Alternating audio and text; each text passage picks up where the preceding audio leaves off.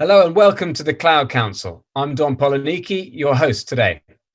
So today we're going to be discussing innovation in times of crisis, and I'm delighted to be joined by my guests, Herman Singh, founder and CEO of Future Advisory, and Ian Cohen, Chief Product and Information Officer at ICS Group.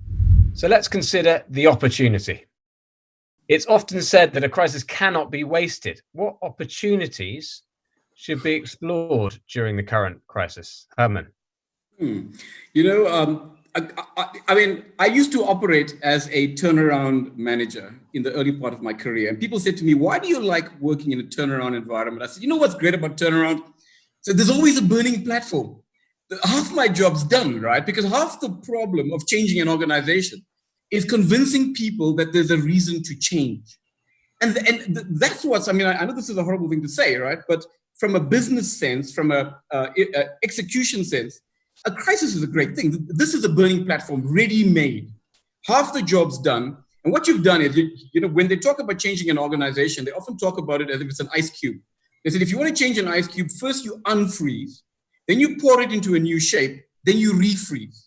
Well, this ice cube's unfrozen. So half the work's done. Your job now is to find the new mold and move it into that. So the step one is, because you've got a burning platform, what you want to do is, you realize everyone is now in a position where they find it easier to decommit to the way they used to work. So what you can do is you can zero base everything. You can say, are you sure you really want to do this project? Are you sure we can't do this project for 80% of the functionality, but at half the costs? So isn't there an opportunity to resize or rescope projects? Like, if you've done that and the business as usual conditions, that's an incredibly difficult conversation to have. Under these conditions, very easy. Ask the question why 5 times about everything. Here's the partner. Well, why do we have them? Well, this is the product. Well, why do we need the product?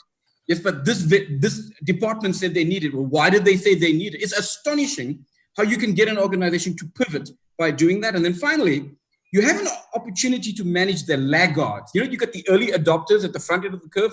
At the back end of the curve, both inside the organization and outside the organization, are the laggards, the guys still running on 2G cell phones.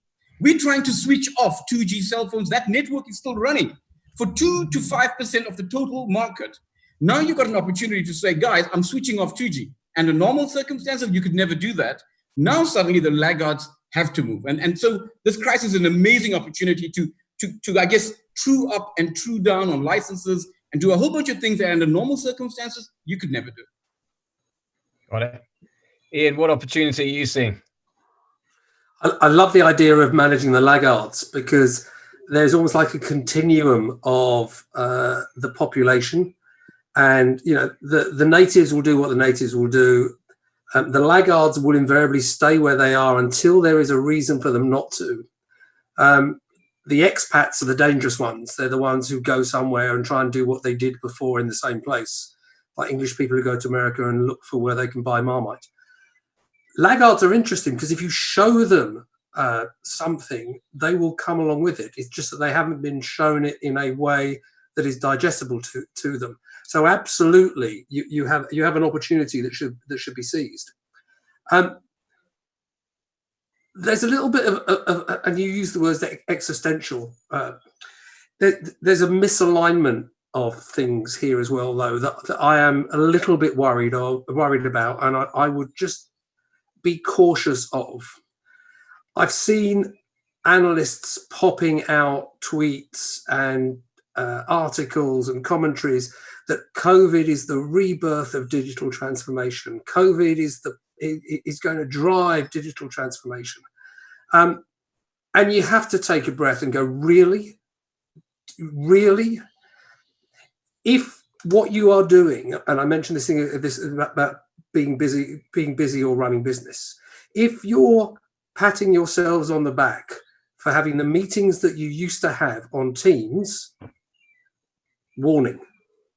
If you are patting yourselves on the back for doing the same things, but just doing them in a slightly different way, warning.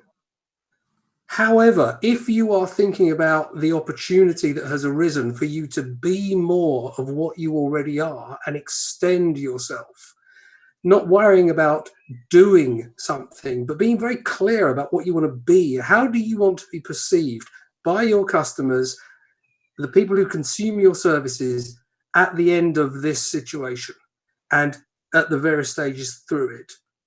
And if you want to be seen as being adaptable, and if you want to be seen as being flexible, and if you want to be seen as being responsive to their needs, and if you want to be seen as an organization that can pivot to meet their changing environments, then you will be a different kind of business. You will not do digital transformation because of COVID. You will be something completely different. And that's amazing, but you have to be clear about what it is. So thank you very much to my guests.